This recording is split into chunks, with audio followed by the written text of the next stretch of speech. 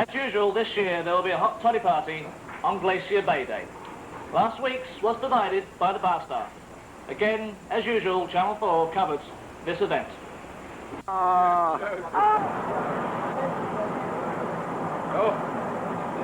Good morning, dear boy. That's what the channel do. Yeah.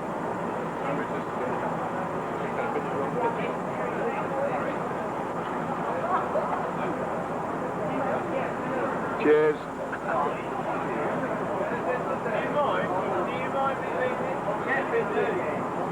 Is that Mr. Inge I hear, that famous film star? Oh, dear. Everybody to drop their trousers and have spot the arse competition. Yeah, that's right. Good morning, David. We're going to take a commercial break.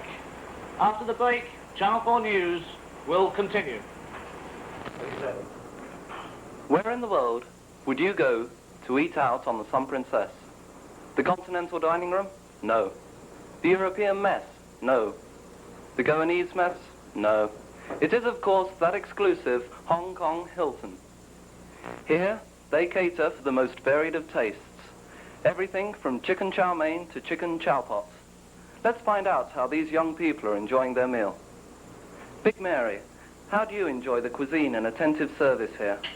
And how about you, Little Mary? Well, there you have it. So why don't you come on in and try out the Hong Kong Hilton, open 7 nights a week, just for you. Yeah. Welcome back to Channel 4 News. In this segment, we're going to bring you something completely new. Due to hundreds of letters from you, the public, demanding a broader news coverage from Channel 4, the directors, under the management of Mr. Peter Story, have managed to acquire that famous television interviewer, David Ripoff. Each week, David will be bringing you an interesting and unusual report from somewhere around the world. This week's report comes from Skagway, Alaska. Good evening, viewers, and welcome to a shady glade near Skagway, Alaska. This week's report brings me face to face with a rare, if not unbelievable, phenomenon for these parts. An English tourist. Rupert Eccles Fortescue Chumley Hart, widow from a rural Lancashire parish, recently bought a holiday deal from a gypsy he met in the gentleman's toilet adjoining a Mothercare shop in downtown Runcorn. In next to no time, he was whisked via Velvodistock and Kodiak Island to be dumped here in the majestic forests that surrounded Skagway. Did you not find the journey wearisome? Are you talking to me, lad? You'll have to speak English if you want me to answer you. I don't understand what you're saying. Did you get tired on trip like? No, lad, no. I dropped off as soon as my head touched pillar. Well, what made you choose a location like this for a vacation?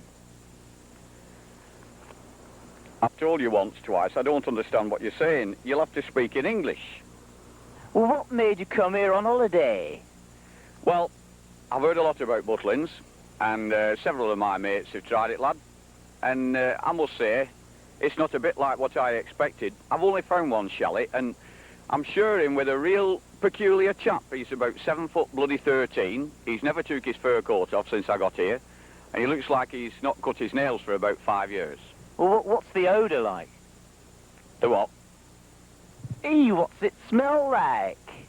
Well, I'll tell you, lad, smelling does bloody awful, but he'll get used to it after a week or two. So you're saying you don't like Skagway?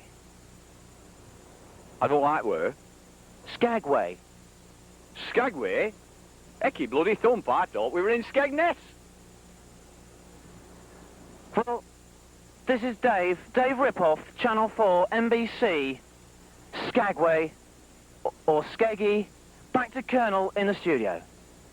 Thank you, David. I'm sure that next week you will bring us another very